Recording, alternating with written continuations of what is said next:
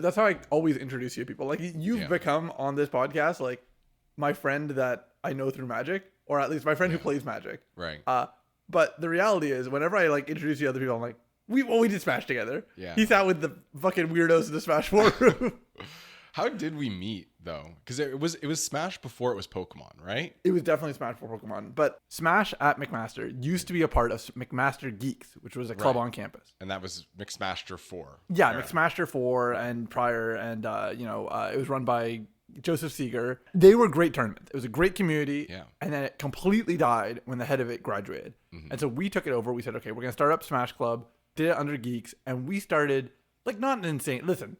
We're all adults now. We're all working now. We did not make a significant amount of money. No. But for a university club, we were getting some good cheddar. We're in the green, and that's like more than most other clubs. We were making let's say $100 a week of just hosting tournaments. And so we said, okay, well, we're going to funnel this money every year. However much money we've made, we will burn it on Frozen Phoenix. And that became our big tournament that we hosted every year.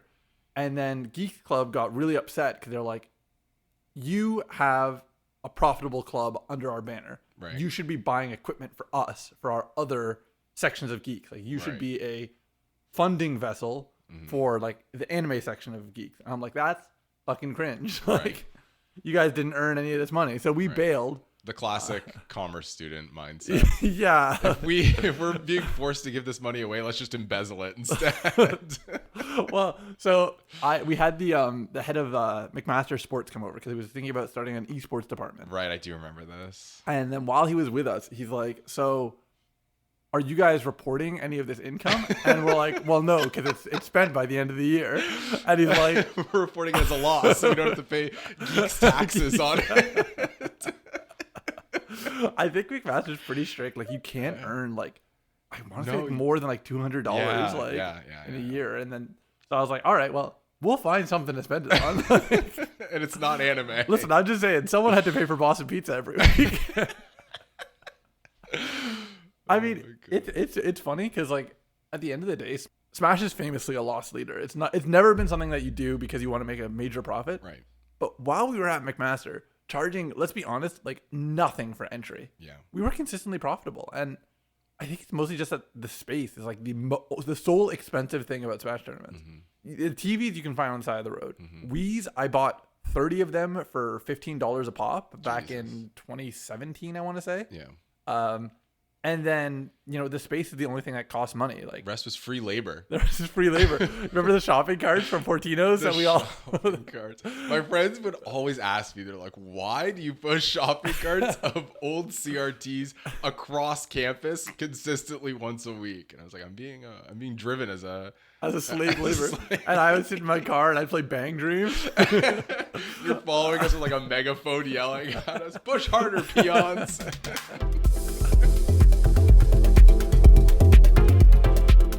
Beelstar design. Is this how we're getting into Digimon?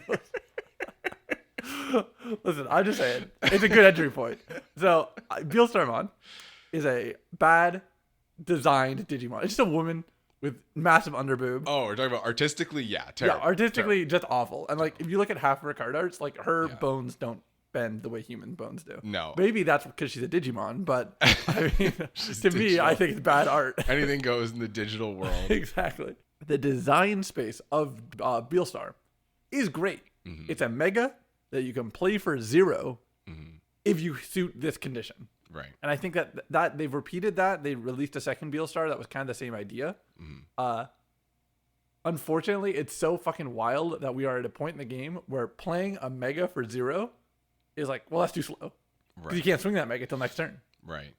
Almost like anything that you present on field needs to have immediate value or some kind of protection. So that way it's like next turn it will still be around to actually do its job. Right. I really like that design space of this card is overpowered intentionally if the rest of your deck is underpowered or restricted in some way. Yeah. And I think there's been a few of those. Like if Jeremiah was here, he'd say it's the Singleton Highlander Hearthstone decks, right? With the Kazakus and the Reno Jackson. Yeah.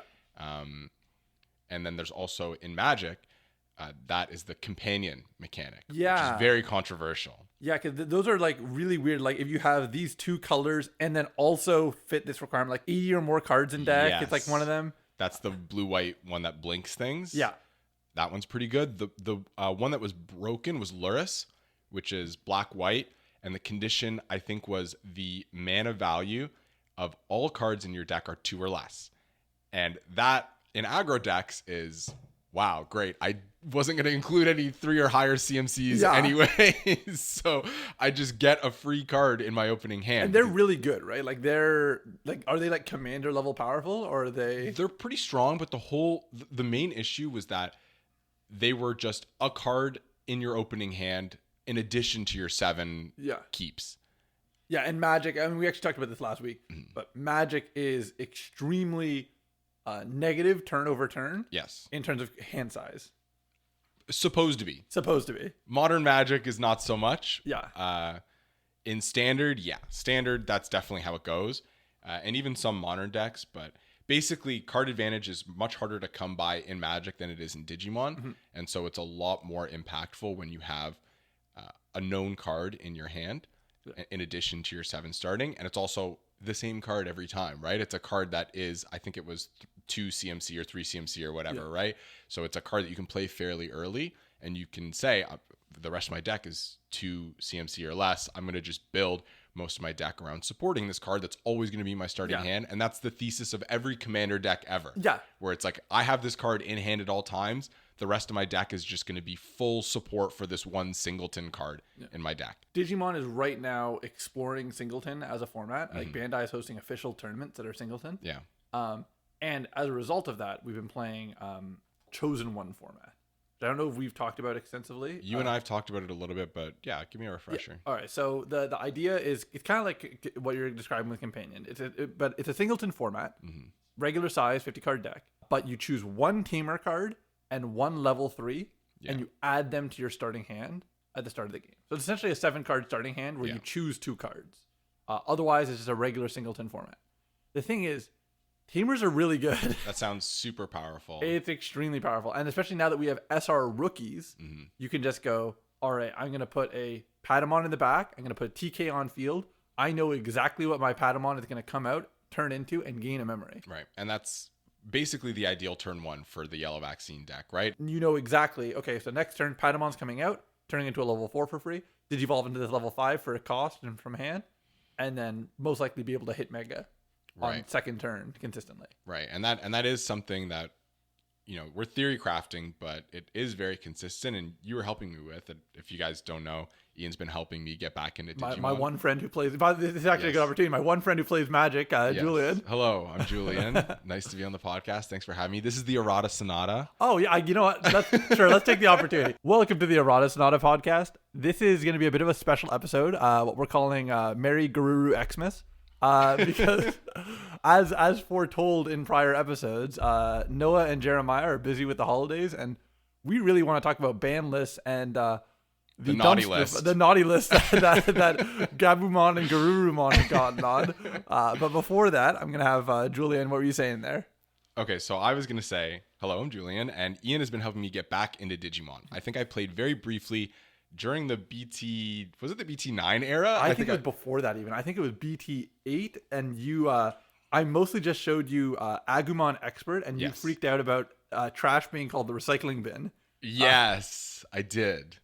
Yeah. I remember that. So I learned the basics of how to play the game. I learned phases and how cards interacted with each other. You were very surprised how much we drew cards. Yes, that was the main thing, is because I came from Magic and Hearthstone, so card advantage is very important in those games, and Digimon didn't feel like it had as much of that, and I liked that a lot because I play more competitively than the other formats Commander. So those of you familiar with Commander, I play a little bit of CDH, and those decks are very consistent, aiming to kill on basically turn 2, because you can tutor into anything. Off, Tutor into anything and combo off in your opening hand mostly. So I was very interested in Digimon because it felt like I was going to have consistent draws and be able to play out my game plan regardless of what the opponent was doing, and whose game plan matched up better was an interesting dynamic. It felt like I was going to get land screwed less from Magic. You know, sometimes you get flooded and sometimes you get land screwed. Yeah. Felt like it was going to happen to me less. So I was very interested, but I didn't actually get into the game as For much quite as a while. Over a year later. Exactly. You know, we separated again. We got really into Guilty Gear for a while. We did. I got really into Street Fighter. You fell off Street Fighter for a bit. I fell off hard. Yeah, I Riv Cammy. And then now we're coming back together to play Grand Blue. That's really our narrative arc as friends. Well, we came back together to play Digimon. Yes, we did. We're playing Grand Blue as our fighting game right now. Yes. But as our card game, We're playing a lot of Digimon, actually. I was actually thinking about it. I was like, most of my Digimon time being played right now is with you. Because I'm just testing as many decks as possible. Which has been a neat experience. I'm definitely used to the idea of like I build 6 decks and I cycle between them and I tweak them to make them slightly better. Playing a deck and being like, this is the one time I'm going to play this deck and I'm not going to look at it again for another few weeks is a unique experience. Going back to what we were saying about testing out the Chosen One format, I think that was the deck that I really resonated with the most was the Yellow Vaccine. And hearing about the Chosen One format, I said, this is insane. Being able to start off with Patamon and go right into TK is crazy for a turn 1. And that's where we got into the whole discussion of how Companion works in Magic, because Commander and Companion are it's very much the same like bones. I actually think that like Chosen One is definitely our attempt at being Commander. I don't think we're ever going to like get, well, I don't want to say never, but the reality is that you have to say Digimon came out realistically in 2020, tail end of 2020. So pretty much 2021. And if I took Magic and I tried to make the Commander format 2 years into their game, I think it's unplayable. I think there's not enough cards. They don't have enough cards. And same thing with us. Like we have a few staple cards that are very good. You know, if you're playing a black deck in Singleton, you're going to throw in a Congo. Right. But at the end of the day, most decks are reliant on a package of like, 4-ofs that they're going to be running in their deck. And without that package, Jessmon becomes unplayable because you can't find Sistermons to play out. Right. And, some cards check if they have something in name underneath them. Exactly. And that'll matter for how many of those are printed, obviously. Exactly. So I think that it's just because the game was not designed with Singleton in mind, it is hard without a huge card pool to retrofit it into Singleton. Yeah. In the same way we tried to retrofit it into multiplayer formats. Back in 2022, we were playing a lot of attempts at free-for-all or teams. And the reality is every single card in the game will specify singular opponents, whereas Magic has gotten to the point where a lot of cards are printed with multiple opponents in mind. Right.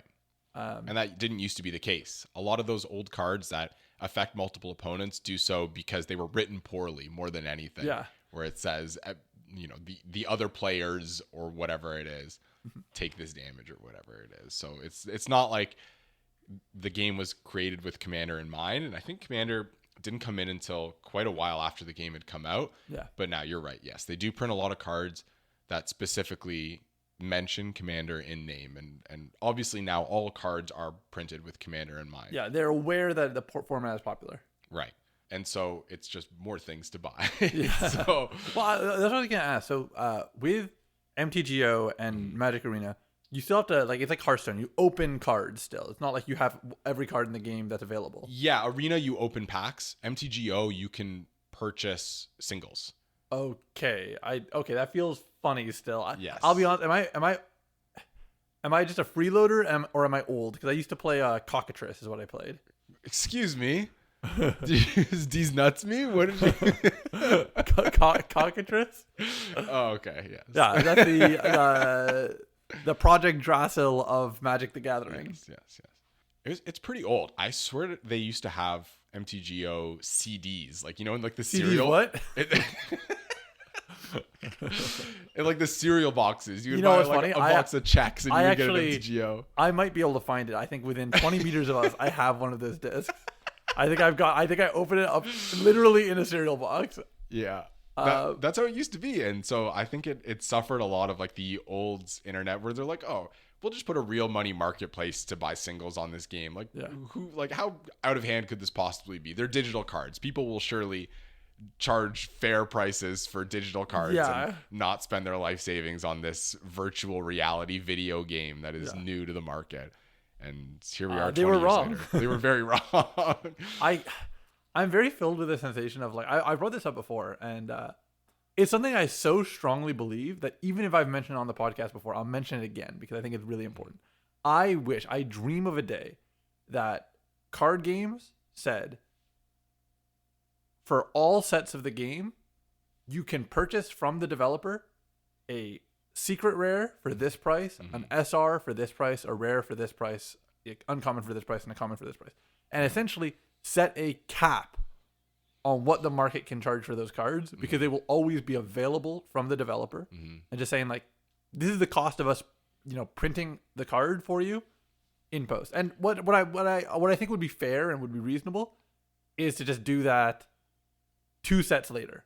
If you told me every BT12 and an older card I could do that for, I'd be like, that's fine. I still want to buy new product. I still want to get involved with the game. The market will still have a chance to make some money, but nobody's going to be sitting here going, I'm going to grab as many copies of this card as I can. Yeah. I can get all my Tarmogoyfs and just and sit on it for 20 years. Yeah. And in that case, watch the prices plummet, but then you'd have an unplayable card because that card's not good anymore. Exactly. That's what I'm saying. It's like, I don't want to be in a situation where I feel choked by the community because some guy just decided to come in and buy up all the copies of this card. Yeah. Basically, when you stop printing the packs of that set, start selling them as singles. Exactly. And I think that the reality is we know the printing companies that are printing these cards. They have the capacity to do that. We know where they live. We know who they are. We know their families. Yeah. Post their full names and faces. We're going to dox them on this pod as we do with everyone else. Yeah, exactly. The shout outs to Eric Hill. All right. I think we should maybe talk about the secret sauce because it's a Christmas miracle. It is a Christmas miracle. Garurumon is in the dumpster. They said draw 2, trash 2 Garurumon X's from hand because it's limited to 1.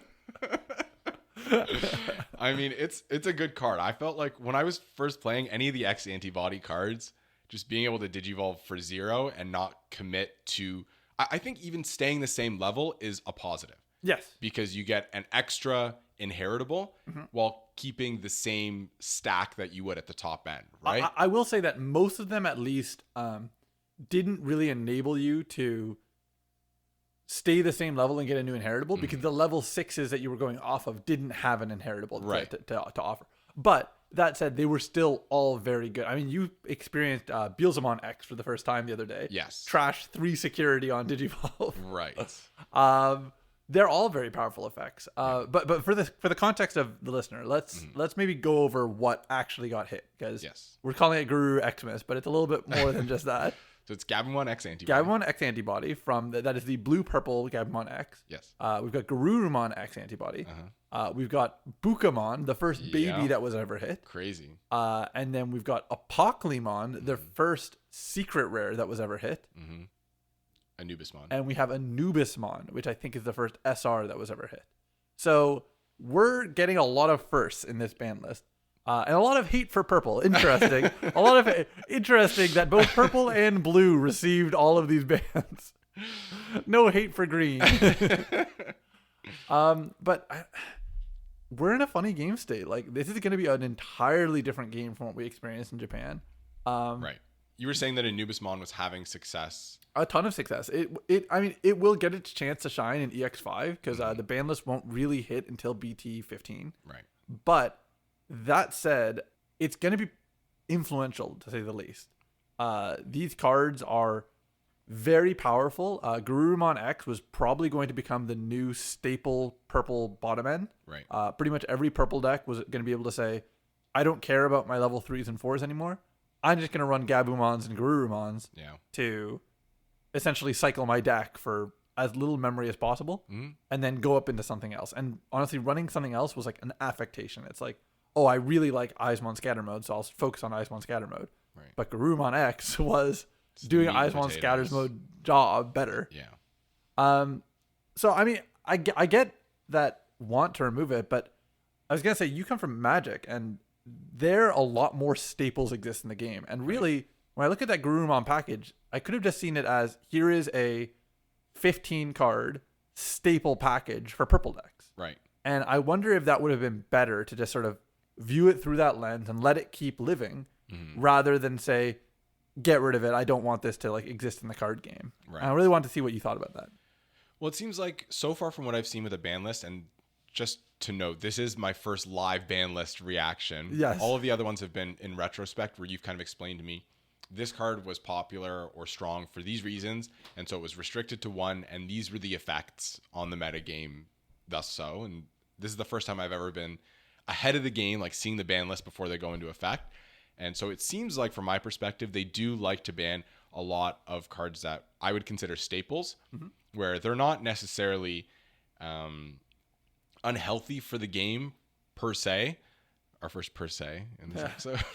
They're not explicitly unhealthy for the game, but they are good enough to be included in packages that they wouldn't normalize or normally be included in.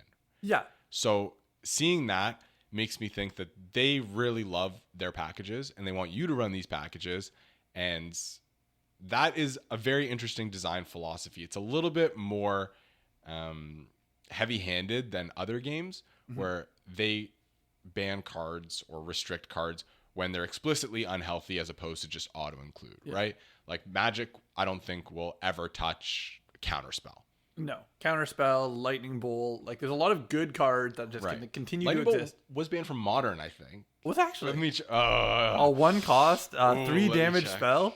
Let me check my. I mean, downloaded a 4K image on data of the ban list. We talked about this earlier, I think off the pod, me and Jeremiah, that we said 3 damage is functionally equivalent to 1 security if I just like count the number of security versus count the amount of life in Magic. Right. And if a 1 cost option said your opponent trashes 1 security existed in the game, it would be instant banned. So okay, Lightning Bolt was banned from the Arena version of Modern, which is that's interesting. So they have medium specific ban lists. Yes, historic. It's banned from. So you in Magic have to deal with the fact that you are going to have a litany of different ban lists. Yes, based on the format you're playing and where you're playing it. Yes, that is correct. I don't play. I've said this before. I don't play Modern at all. Yeah. I don't play Paper Standard. I really only engage with the competitive non-commander formats on Arena. Yeah. Mostly because Magic is an expensive game. It is a very expensive game. I still feel, I mean, sometimes I feel like I overstate how cheap Digimon is, but then I look at Magic and I go, maybe it's just that I'm understating the price of Magic cards. Because getting into that game is a burden. Yeah, and even buying real commander decks has cost quite a bit. And you would think like a singleton format that only has to buy 1 copy of the expensive cards would be a little bit cheaper, but obviously being 100 cards as opposed to the 60 cards, you just have to buy more cards. And there's more good cards to include. And it's a popular format, so it's like if you have a good card, everyone's going to want it. Yeah. And kind of getting back to the point about Guru X, there's a lot of staples in Magic. Yes. So if there's a staple that you want in your deck, presumably, if my black deck wants it as a staple, presumably every other black deck will also look at that same staple. Exactly. And it's expensive because every deck needs to include. It's considered an auto-include. So maybe that's part of the reason for including a lot of these staples on the ban list is they don't want the game to arbitrarily inflate in price because everyone's buying up the Guru X's. Everyone who wants to play a purple deck, which is already a very strong color, is also going to want 4 of Guru X. Guru X and so 4 of Gabu X. And exactly. So if that's part of the reason that they're doing it, I can see that as a legitimate reason to restrict if they really are so customer supportive that they're really trying to keep the price control down the market. And right. I'll be a negative Nancy and say I don't think that is the case. Those cards in particular were not anticipated to be extremely high prices. They were going to be high quantity available, high supply. Yeah. I think it's more so just Digimon has always had a mindset of if they see a card showing up in too many decks, they say, well, we have to hit that because we want to maintain unique identity. So the hits that we've gotten for purple were Calling from the Darkness, which again could apply to literally any purple deck, especially because it was I would call poorly printed card that does not require you to delete a Digimon to grab 2 cards from trash. I learned about that for the first time the other day. You explained it to me. Yes, I said, wow, I don't have to fulfill the first line of text to get the second No, one? the first line of text is like a little joke. It's a bonus. It's the stalking to this Christmas present. And then there's Eismon Scatter Mode and Eismon Regular, Right. which were just 2 purple cards that were just like, all right, on delete, draw 3 trash 2. If trash from hand, put that guy on field. Yeah. Play him for free. I mean, it's a good series of effects. Yeah.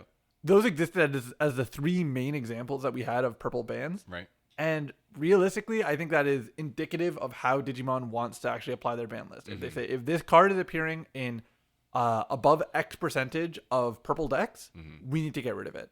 And I think that's probably what happened to Guru X. It's just funny that it happened preemptively. Yeah. That we know that the ban is coming before the card is even playable in the English format. Yeah. But there's 5 cards in this ban list. So that's 2 of the 5. But what I find is more interesting is Bukamon. Right. And you said this before to me that in general, the babies are the more expensive cards. They're expensive. So I'll specify because there's babies have expensive alt arts because you'll see them every game. That is so, and that specifically happened in the EX sets, Right. Because they had full art babies, Right. Which were very good. So the reason this came up was Viximon for security control and Gigimon for Purple. for purple. Well, not for purple, but for Guillemon and Gallantmon package. Right. But anyway, so babies can be expensive. But where were you going with this? Yeah, I was going to say that babies are the closest thing Digimon has to staples because there's fewer of them in relative to types of decks, and a lot of them will run the same babies. And they are your commander. Right. They are the card you will see turn 1, no matter what else happens. Right. So it is a little bit surprising to hear that they've never restricted a baby before because they are what I would consider staples in Digimon. And I'm not sure if it's because banning or restricting babies are going to limit the types of decks that are going to see play in the meta, or if it's because babies are just expected to be that powerful because they have their own zone and their own mechanics. I'm not really 100% sure. No, so what I'll say is that like we've had definitely babies are anticipated to be on the lower end of the power spectrum. Like they will have on deletion, draw 1, trash 1. They will have draw 1 if condition is met. They will have +1 or 2k depending on like if this condition is met. And then they will have occasional, very rare gain of memory if this condition is met. Right. Gain of memory is definitely the rarest, but like in general, throughout 14 sets and some EX sets, every one of those sets, every color gets a new baby. Right. And then every starter deck, a color will get a new baby. So there are a significant amount of babies that are in existence in the game, and this is the first one that's ever been hit. And I think the main thing is it's the first time that we got give this stack a keyword.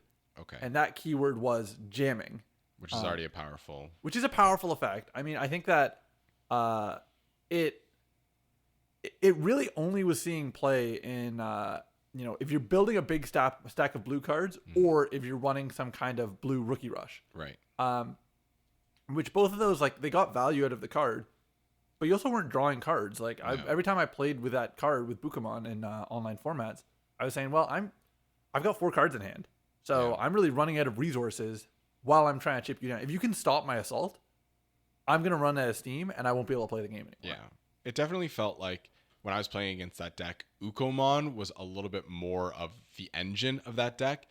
Yes. Bukamon was the nice to have where you get to keep your cards with jamming, but I felt like I was more overwhelmed by the Ukomon bringing out more things. Yes, because he really was. And the truth is we are actually getting a second Ukomon in not too long, which instead of gaining a memory is going to search top 3 cards and give me one. Right. So Ukomon as a package, as a rookie rush package, is going to get significantly better over time. Right. But that said, to me, it feels a little bit unnecessary to hit Bukamon. I think it was not going to appear in every blue deck, unlike with Garurumon X, where it was a staple that could exist in every purple deck. Bukamon really only worked for a few decks, and by hitting it, we've essentially just removed those decks from the game. And I think it's a little bit unfortunate that we are having Bandai coming in and saying, we don't want this deck to exist. Maybe because it was unintentional, but the reality is it was adding a deck back to the game that I have not seen since BT5. Right. That was the last time we had a true rookie rush really having some kind of presence. Like we had after that we got Black Rookie Rush with the Commandramon package, and then we had obviously the bonds, which you didn't experience, but that you can warp up from a level 3 to a level 7 if you hit certain conditions. But I think it's unfortunate that the Bandai is just unwilling to have a hyper aggressive deck come back into the format because they didn't intentionally design it. Yeah, that's a very slippery slope, I feel like, with a lot of card games where the hyper aggressive decks early on in the meta are going to see the most success because they're the easiest to play, the easiest to build, the most obvious ones, and the hardest to play around. If you're trying out a new deck that you don't really know how it works, you're going to get rookie rushed every once in a while, right? Yeah. And so preemptive, well, how long has Bukamon been out? So Bukamon just came out. He is a brand new card. That's what I mean. It's really hard to tell the true power of an aggro deck fresh out of the gate, or even, you know, a month or whatever it is. And you really need time for the other decks to develop to really see how powerful aggro is in the grand scheme of things. Because a lot of times that'll happen where the aggro deck sees a lot of success early on in the meta, and then as things develop, they start to fall off a bit because people play around them. People start building. And that's what I really expect. If you told me that in the BT16 format, one meta relevant deck was running Bukamons, I'd be like, yeah, that sounds right. Yeah. Like, and if you told me 0 were running it, I'd be like, that also sounds pretty reasonable. The reality is, giving up draw power on a rookie or on a baby it's a hard choice to make. Extra draw each turn is a huge way that card advantage exists in Digimon. Right. And I like that you can choose to sacrifice that you can say, I'm not going to get this advantage, but of extra cards at hand, but instead, this rookie, whatever rookie I push out, he's going to live his first swing, and now it's your problem to deal with it. Right. It's not as though this has been done on purple cards. If you told me that the Death Touch color was given jamming, right, I'd be like, that's a problem. But it's on blue, and blue already is the jamming color. It's battle protection. So it is in line with the deck's ideas. Your opponent has answers to it still. Is working as intended, and I think it's appearing in the right number of decks as we expected. So Bukamon to me was an unfortunate hit, right, but maybe it will come off the ban list. But have they done that before?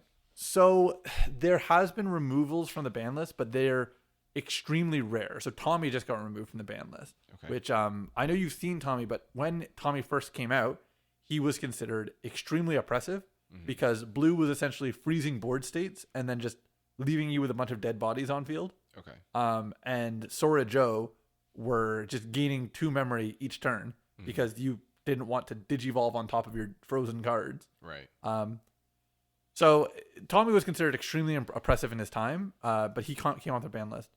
But now we're in a funny state where Gabumon X was hit. The last ban list hit 2 purple Gabumons, in part because Gabumon X and Garurumon X were coming out. And now that Gabumon X has been hit, they've not given us back those old cards that they hit for the same purpose. And now purple has, I think, 2 Gabumons that you can run. So like the purple Garurumon deck is really suffering because they've hit every single bottom end card in it. Pretty soon purple decks are just going to be consisting of one of staples. One of staples, finally. 60 card singleton deck. You're going to be playing Commander in standard. Finally. Yeah. I mean, it's just unfortunate that like I think that there has been multiple bans that could come off the list that they just say, well, it's almost as much work for them to like remove a card from the ban list as it is to put one on it. So if they later realize that it should have stayed on the ban list and they have to reban it, then that's a whole other thing. That would be. I think they'll never really unban or unrestrict Calling from the Darkness, because even if it gets to the point in the game where it's like that card's not that good, it's like, well, if it gets to a later point in the game where it becomes really good again, they're not going to want to have to take it off, put it on, take it off, put it on, go this weird dance. But Gabumons, I think we could probably get back without too much issue. I mean, realistically, one of the Gabumons that got hit for the majority of decks is a objectively worse version of the starter deck Gabumon, which was not hit. And that one wasn't hit because it's considered still sellable by Bandai. They could still make money off of it, so they kept it off the ban list. Well, Say it how it is. Yeah. And I think this Gabumon and Garurumon are a little bit different as well, because from what I've seen, there have been some lists that have been mostly blue, but just thrown in the Gabu. The Garuru is also blue-purple, Yeah, right? both of them are blue-purple, and both of them can digivolve from some Gabumon in name or Garurumon in Garurumon name or Gabumon name. Right. And the Gabumon X feels like a purple card and is included in a lot of blue decks just because the effect is so powerful that you can kind of sidestep to go to the Gabu Garuru and then back to your blue stack for the top end. For sure.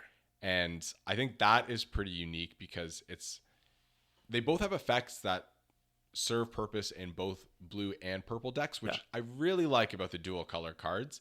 And I really think is the design space that they should try and exist in with a lot of these dual color cards. But that might have been part of it where they're saying this card is so powerful that blue decks are foregoing their usual level 3, level 4 to level 5 stack just to sidestep, get these powerful effects, and then come back. And they're not really considering ever transitioning to a purple top end, even if it's like a blue bottom end transition to the purple. Yeah, it mostly just came down to as well, like Garurumon was going to be a very good deck. Garurumon has historically had quite a few topping decks in BT6 and BT9. Potentially we were going to get it again, although Anubis was going to cause us some problems, and we'll get to him in a second. But I think that Garurumon has it's gotten so many cards, like War Greymon, it always comes back around eventually. And giving them just even more powerful pieces was probably a problem, but hitting 4 of their cards in a row, I think was also just an unfortunate outcome, and it left us in a really a bit of a tumble, both for Garurumon decks and also for just general purple decks in as a whole. So we got 2 more guys on here. We got 2 more guys to go through. Both purple. Both Curious. purple. Curious. But so I think Anubis is the easier to talk. Because they're actually letting Anubis exist for 2 weeks. Well, no, for more than 2 weeks. It's going to come out in January and not be banned until March. But the main thing is that Anubis is going to be extremely powerful. It is probably going to be one of the topping decks of its format, if not the top deck of its format. It creates lethal from an empty board state very quickly, and even if it doesn't go for lethal, it can create a field of retaliation death touch blockers, which is a good list of effects to do for almost no memory. Right. And if you don't kill Anubis next turn, he can just do it again. Right. So it's a very big threat. Anubis is probably an issue. The issue with Anubis mostly comes down to the fact that relatively early on in Digimon, they decided that purple was the color that deserved the rush keyword, also known as charge or haste or whatever you want to call it in your specific game. And it doesn't really make sense that like the play from trash deck also is the one that gets all the rush effects. You know what I think it was? Yeah. I think from Magic, because purple's obviously very inspired by black. Black, of course, yeah. From Magic. And what black does a lot is they will reanimate their graveyard cards or their graveyard creatures. And when they put them on the battlefield, they give them haste, but it's because they go away at the end of turn. Yes, so it's like single turn use. Yes. And Digimon, from what I can tell, does not do that much. No, almost never. Almost never. And so they kind of took the design where they're like, well, if we're going to try and recreate what Magic does, or at least give it a Digimon spin, we're going to let you put these cards from trash onto the field. And then they just, for some reason, didn't do... They forgot about the second part. They didn't do the second part, partly, I think, because there's no other zone. There's no exile zone. No. Magic will say, you get these cards for the turn, they get haste, and then exile them. You don't get to do this again. You don't get to put them back in your trash and redo the loop I was going to say, again. putting them in the trash, to be honest, that might be a feature. It might be a feature. So they said, you can do these shenanigans once, and then you're done. But Digimon does not have that zone. And so I think that would have to be part of the implementation, and this is where we get into this whole thing where I know I've heard Noah and Jeremiah's opinions on it as well, as to what do we do about these reanimation strategies or trash hate? Yes. Do we introduce an exile zone? Do we... Julian, I kicked them off the podcast because they were bringing up these blasphemous ideas, and you're going right back to them. And I don't think that purple inherently, or the concepts that purple tries to introduce inherently are broken. I don't think reanimation is inherently a broken strategy. We talk a lot about OTK and what the difference between true OTK solitaire is and OTK from breeding, or OTK just building up your board state and then basically doing all the damage in one turn. But if you've got 4 Digimon on field and then next turn you get lethal, it's like, well, that's not really an OTK. Right. That's like, I built up my game state. Right. But purple definitely feels like one of the 2 colors that definitely fulfills the true solitaire condition in some of their decks, which purple will spend most of the game building up their trash and basically putting cards into their hand and then trashing. And then on one turn, they will try to play out their win condition, reanimate their stuff in the trash, and from an technically empty board state, kill you in one turn. Yes. And the other color I would say is black, which you said tries to build up from breeding and then just basically come out and tries to kill or introduce an unwinnable game state for the opponent on that turn. I think that there's been a couple. I'll throw red into the mix as well, and then I think we've covered the majority of those strategies. Right. And so I would say all of those strategies definitely have their pros and cons. Solitaire OTK is something that people feel very strongly about. Mm-hmm. I'm not particularly swayed either way on it, but if it is an issue that we're saying we don't enjoy these types of decks, and a lot of card game designers don't like the solitaire OTK decks, mostly because most of the community is controversially against them. Oh. Yeah, they don't like the solitaire OTK decks, and so the companies are like, well, we'll just restrict them, right? So if Digimon wants to take the stance of restricting these sort of OTK decks, then it comes into the conversation of, do we introduce an exile zone and exile mechanics for purple? And then obviously for black, it would have to be, there needs to be some sort of stacks effect for coming out of breeding. And then for red, it would just be more on attack stacks effects. Like the thing is that we've had so many dialogues around this, so I will just say, for the sake of our Digimon listeners, last episode Jeremiah tried to convince us that we should start calling Digimon stacks, because they're like, oh, it's like stack of cards on top of each other. Also, you refer to stacks as what we refer to as hate rookies, or hate effects. Also, stack is a magic term for the sequence of cards being triggered one on top of the other, especially at instant speed. I apologize. So there we go. We've cleared that up. Right. But yeah, as far as like hate effects goes, we really don't have that many in the game. Mm-hmm. We have Venusmon. We have hate rookies. Actually, I'll just say, rather than say Venusmon, we have yellow cards that say like, give this minus security, or punish you when you come out of raising or breeding, or know when attacking or when digivolving triggers. And then there's hate rookies, and that's kind of it. Like, and there's Congo. Then there's Congo. Then there's Belphemon sleep mode. Right. There's a few here. Omnimon X. There's a couple, but the reality is most of them are hard to get out. It's not like I can go like, oh, next turn you're threatening lethal, I'm gonna drop this guy and just do it. It's like either I've set up to punish you, or I can't get there like from nothing. Yeah. And I think the reason we're talking about this is because Anubismon does, from what I've seen, mostly fulfill the condition of winning the game in one turn from an empty board state. Yes, it is. Anubismon is a culprit. Secretly, my girl, Mervamon, is probably the bigger culprit. Right. She is a bit of a wild card to exist. Right. But at this point, Purple has just kind of said... Originally, they said, okay, you're going to hit level 6. You get to play out one rookie. Yeah. I said, that's your trigger. You get to be Anubismon, the old Anubismon. Play out one rookie, give it a rush. That's it. And then they started being like, okay, well, next set, we'll give you Titamon. Oh, Titamon, trash a card in hand, play out a level 4. Oh, it's pretty good. You look at it like that. Yeah. And then they kind of just kept ratcheting up from there, where they periodically were saying like, okay, well, now we have War Growlmon, and he's playing a rookie when he goes into a level 5. So we need to have better, summon effects. Right. And we just kept ratcheting up to the point that now we have Fenrir Lugomon, where you Digivolve into him, and you play out 3 level 4 or below Digimon, half of them with Rush, and the other half you use Alliance to give Sec boost to your big stack. What can I say? Purple players, they need it. When you put it like that, we do kind of need it. But yeah, I think that like we just have like not had enough forward-looking mindset when it comes to purple. We kept saying like one effect should trigger more summons, Right. instead of like, well, give it effects that are not more summons, just give it other good effects. Would have been a way to keep it in check. Because the reality is, the value of a level 4 on field only gets better as we print more level 4s. Right. Level 4s themselves are being power crept. So the ability to summon a level 4 to field gets better over time. Yeah. I think.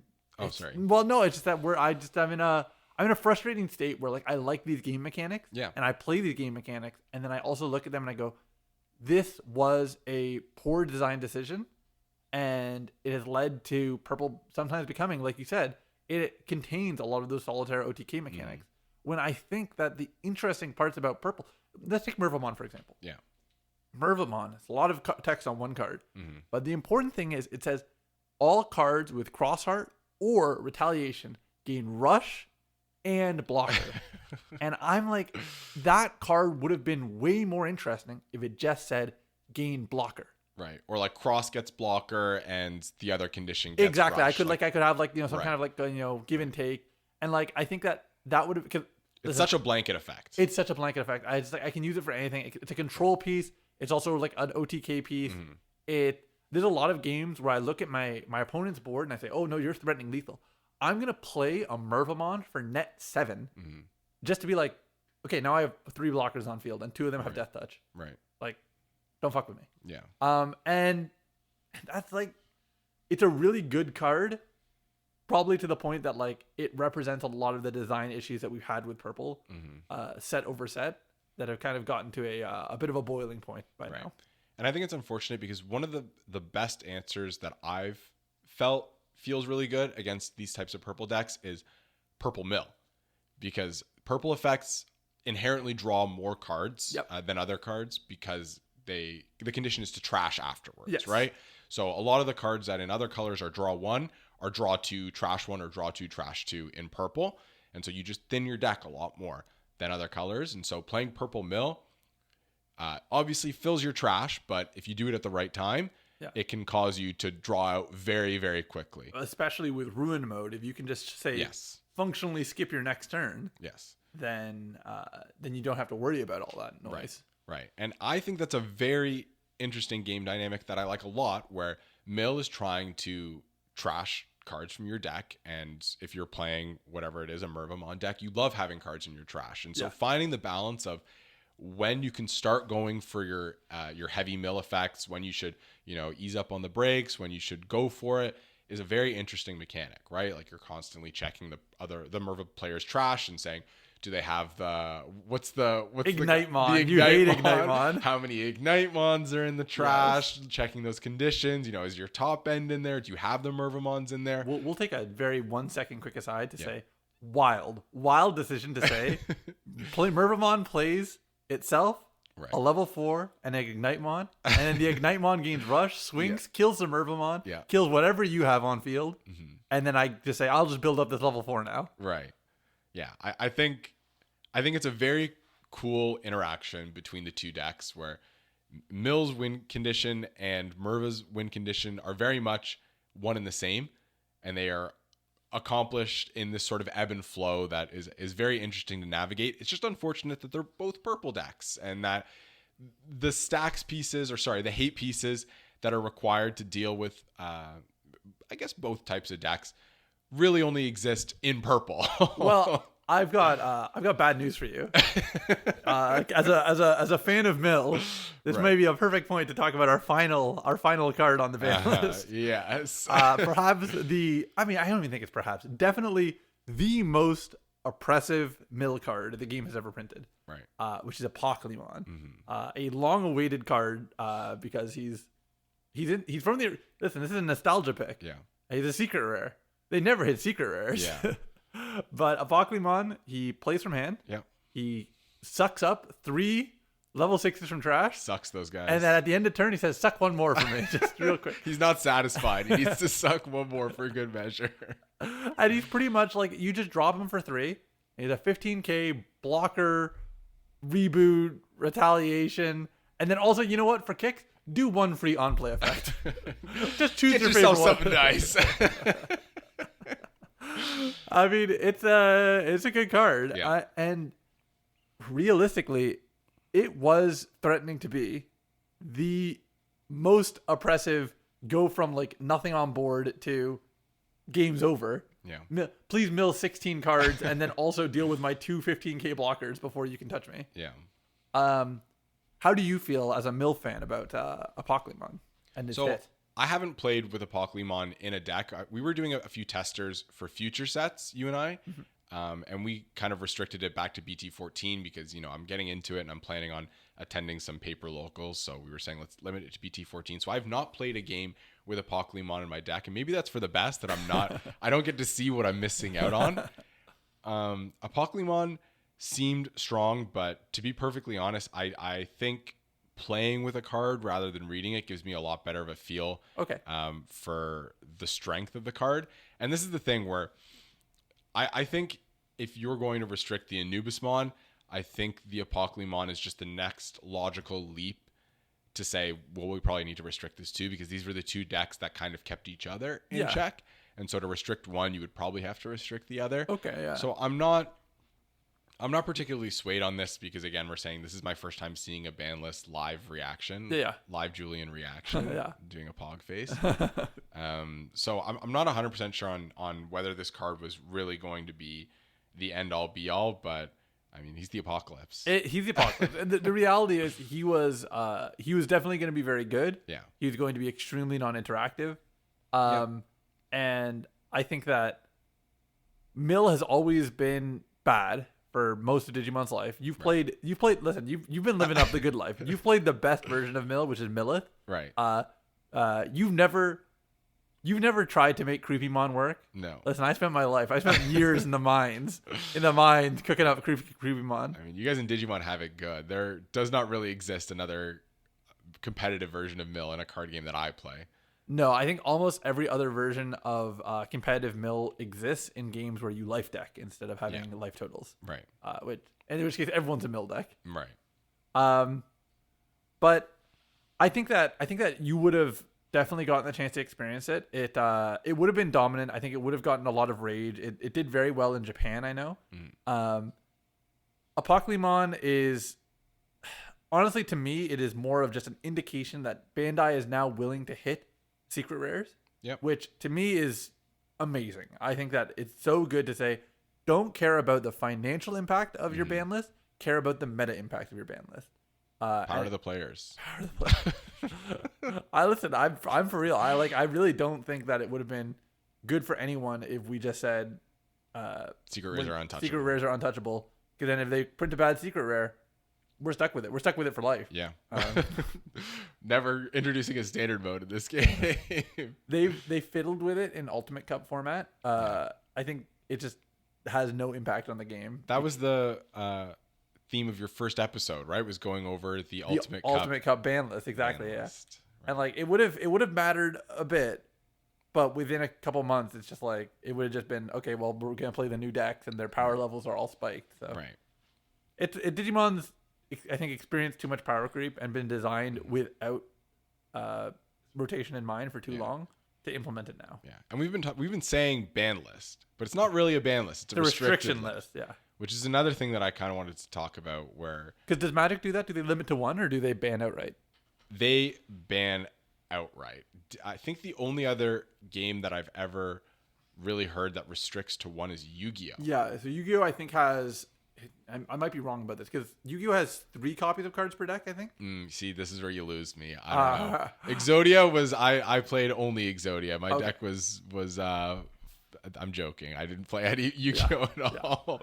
Well, I'll say I don't remember that much either, so I won't speak as an authority. But I know that Yu-Gi-Oh has both limited and banned cards separately as different features. Yes, they do that. And so I'm not really sure how I feel about restrictions. I know in Yu-Gi-Oh there's a lot of searchers. There's a lot of tutors is what we call them. So for people outside of Digimon, tutors are cards that have usually no restriction for what they can look for.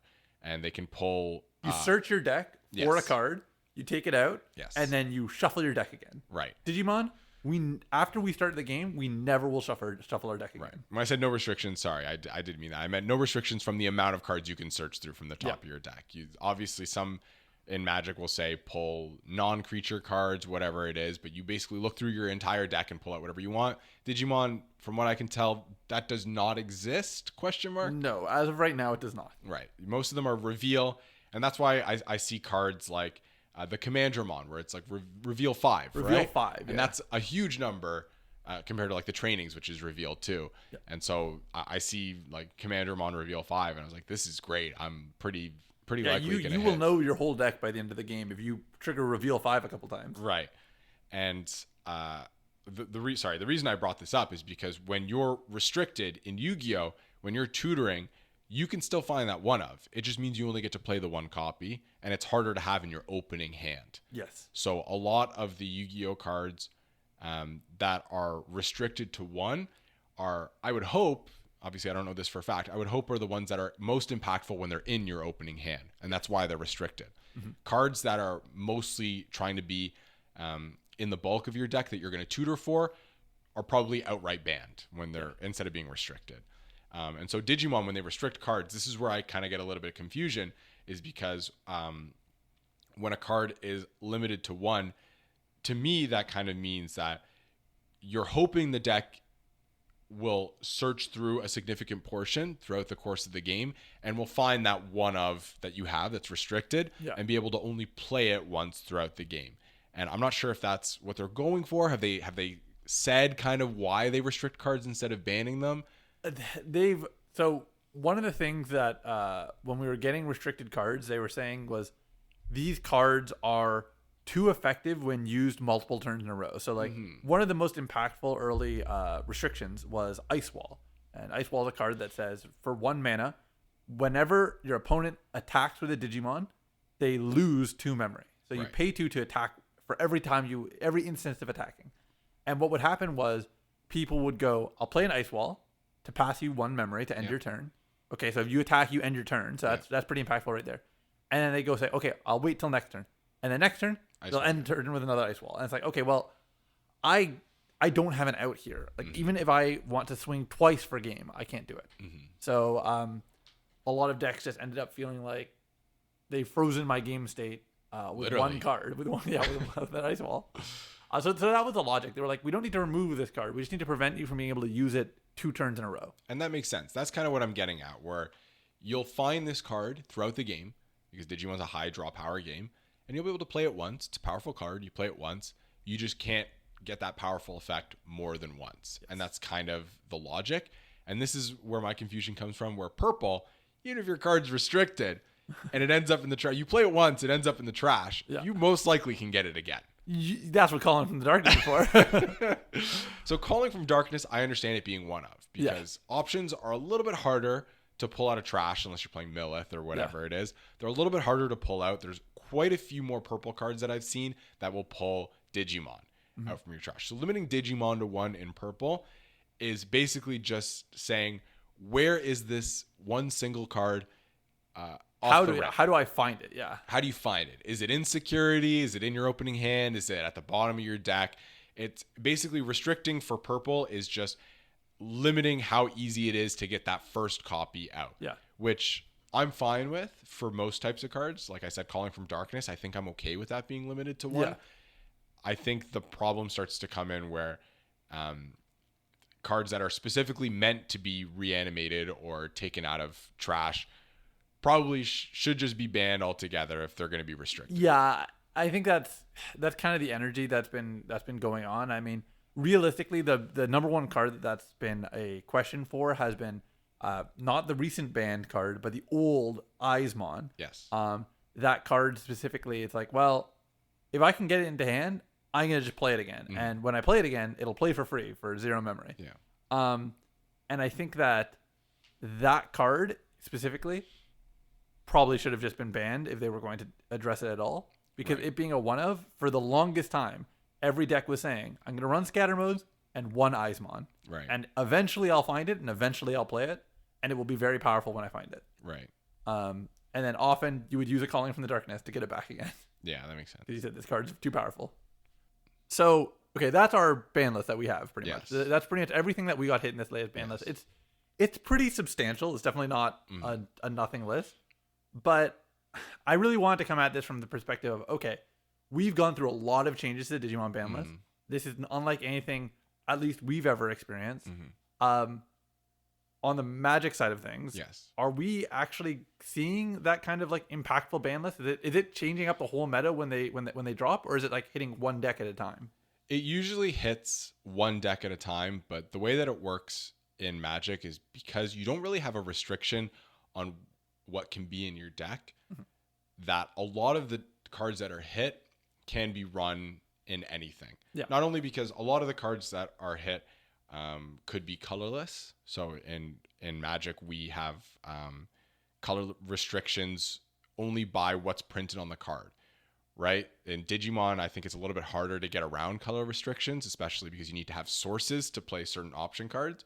In Magic, it's like if you can get that type of mana, you're good to go. And Magic lately, I guess in the modern era, has been filled with effects that say add a mana of any color. Yeah. It's like the treasure artifact or the treasure token effect, Sure. right? Where you get resources that will give you mana of any color. Yeah. Which doesn't really exist in any sort of capacity in Digimon.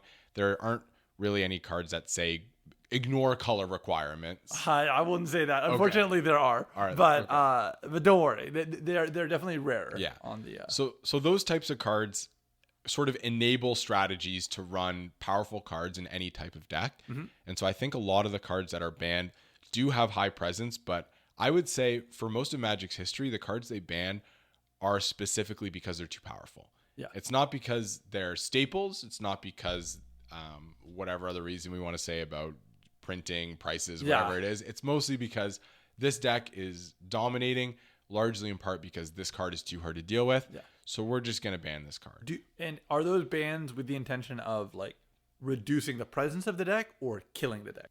Apocalymon is donezo. There is nobody who is going to be able to run that deck once it comes out. Yeah, I think it's because it's a top end. So when you ban the top end, that's kind of what your whole game plan is building up to. So there's obviously cards like that exist in Magic.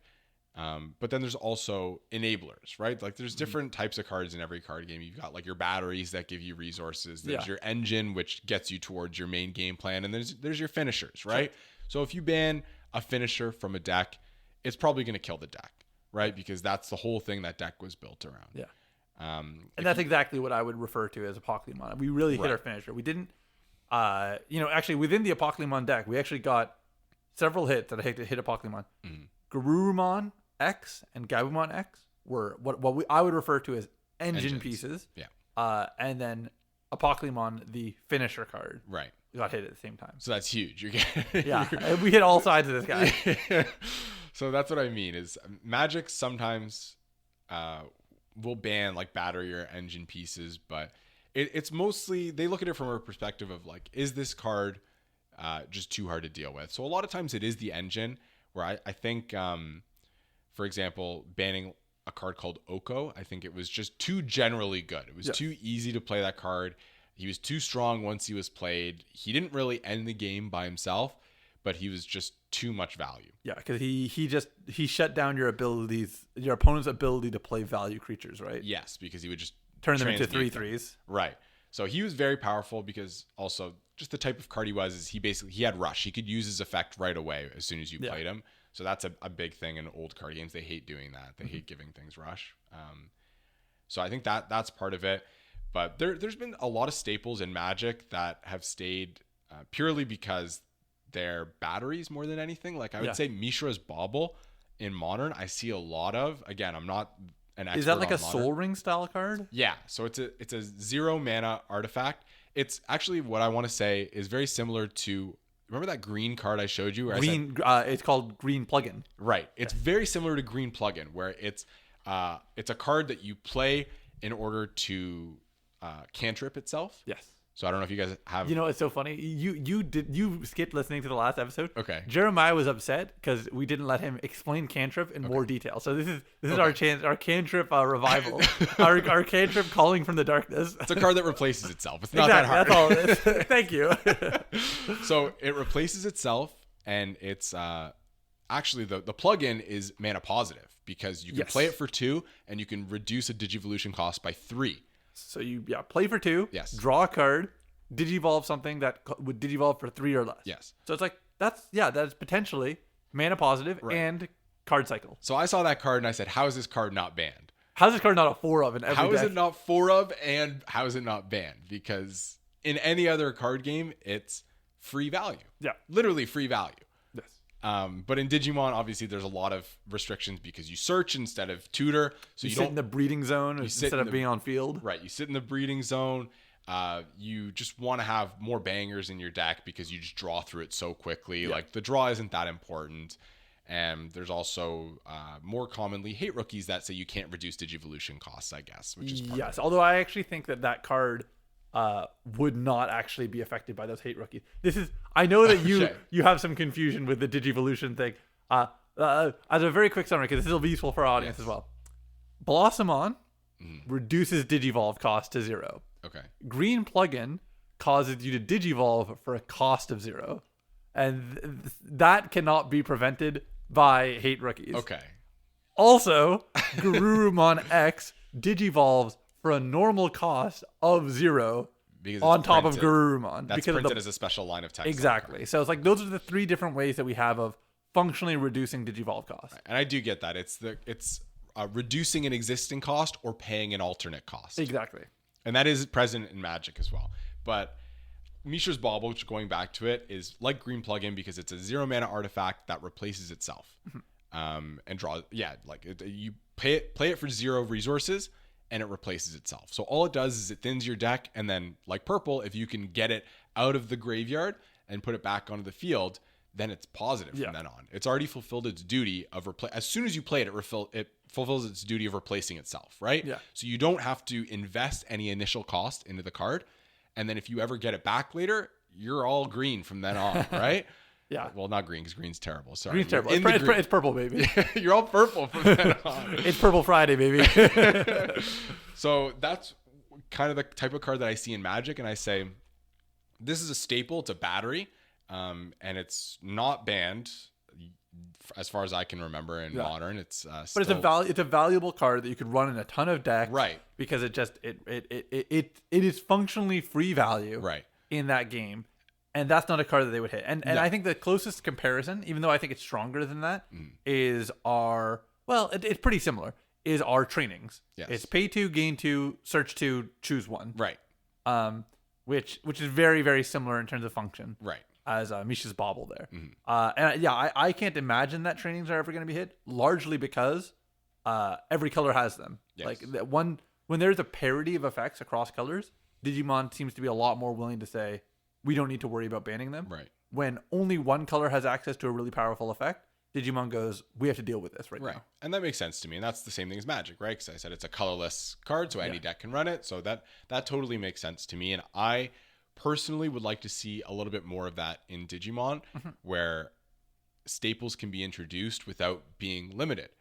Because I love the idea of having a wide array of good cards that can be bolstered in certain types of decks and maybe a little bit less effective in other types of decks. And it's up to you to pick the right staples in the right packages to really round out your deck the best possible, instead of the way that I kind of see it in Digimon right now, where they print packages and say you should run every card in this package and only this package. And if you replace any pieces of this package, you will sacrifice effectiveness. Exactly. And there are no options in this package. and like that will represent, let's say, 40% of your deck. Right.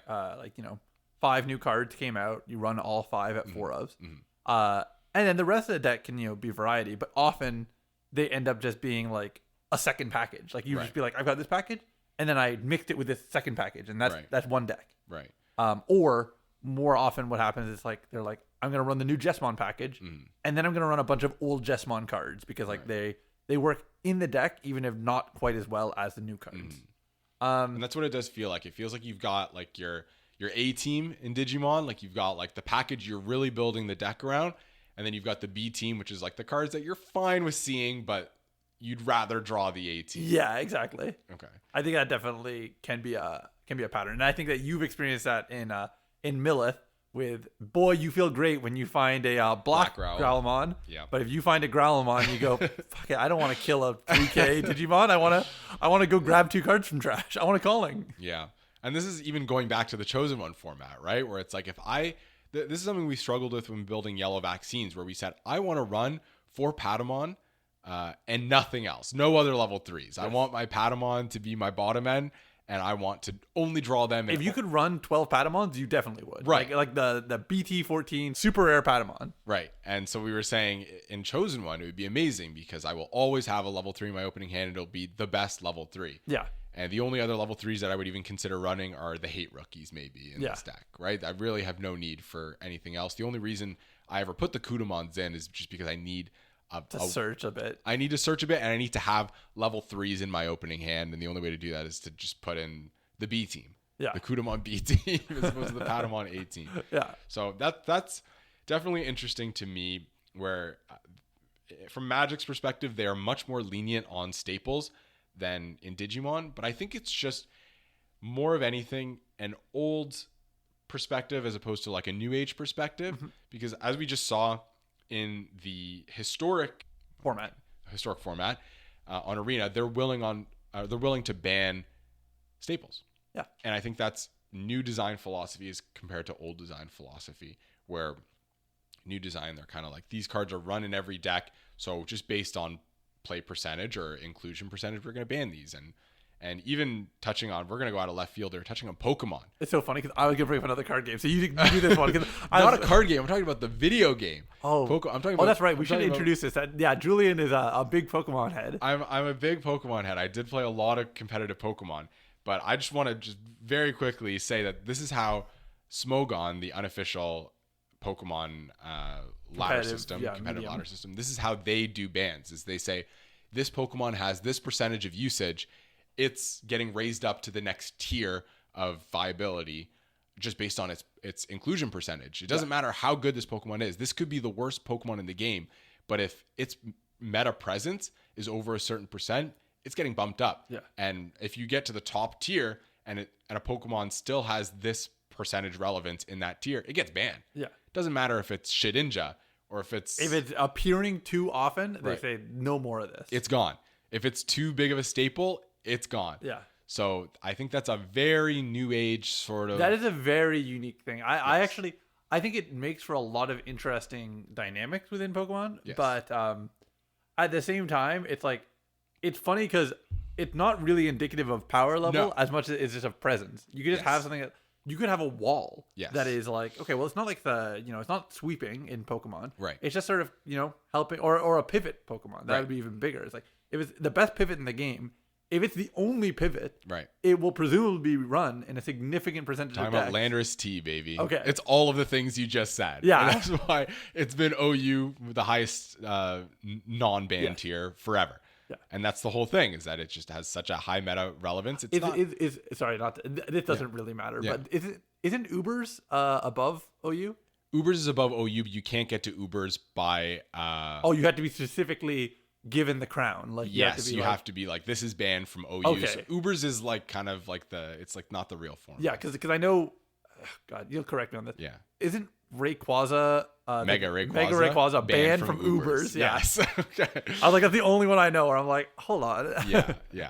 But they also do bans, like you just said. They will do bans based on power as well. It's not just based on inclusion. Yeah, but that's just like the first way that they tier decks or teams into the different formats. Yes, that's exactly it. Because very similar, very, very similar. It's actually, we're on the same wavelength. I was going to mention Flesh and Blood. Okay. Flesh and Blood card game has an extremely unique system where I think they do have a ban list as well, but realistically, the only ban list they want to use that's baked into the game intentionally is throughout the course of a card's life, from the moment it's printed, every time it wins a regional or places high in a national level event, it will gain points. Yeah. And once you pass a certain point threshold, you are permanently banned from the game. And that card has graduated. They said this VTuber has been kicked out of Hololive.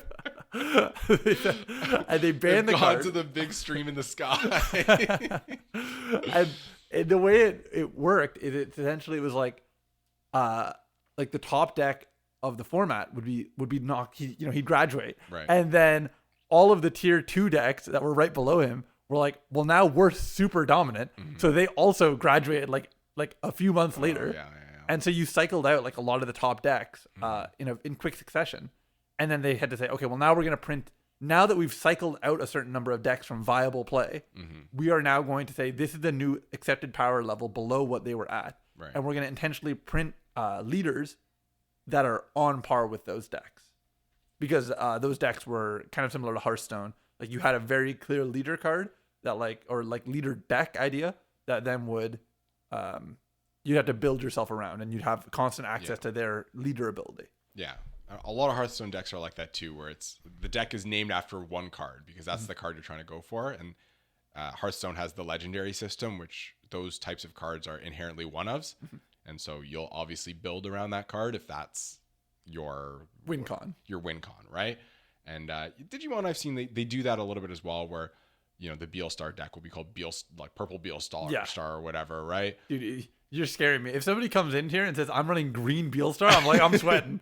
I shouldn't say that. That actually has been a thing. I shouldn't. I mean, Shine Gray is kind of that, like right now, right? Where it's like it feels like if there was an easier way to transition from even like green to Shine Gray, you would run Shine Gray in like those decks that can exist, right? If you could go from like green to like Rapidmon and then up into like a Shine Gray top end, you would do that if it was a little bit easier. You know what? I'm gonna drop some hot sauce, some hot sauce for the audience, because I said something in a chat the other day, and I was like, you ever like post something in a Discord because you're like, I want the response. I'm so ready. I hadn't pre-written, but I was like, I'm ready to like explain this. Yeah. Because I said, I think in Chosen One format, going all the way back to Chosen One, a deck that would be super strong is Security Control. Because you can play a dual color tamer and then digivolve into a dual color rookie, and you have access to 4 colors of options now from the start of the game. Yep. And you just have access and that's to one of the every hardest dual parts. color cards. Yeah, about like if you were running like a standard deck, that's the hardest thing is like if you're running multicolor, the hardest part is getting your sources to play those cards from your opening hand.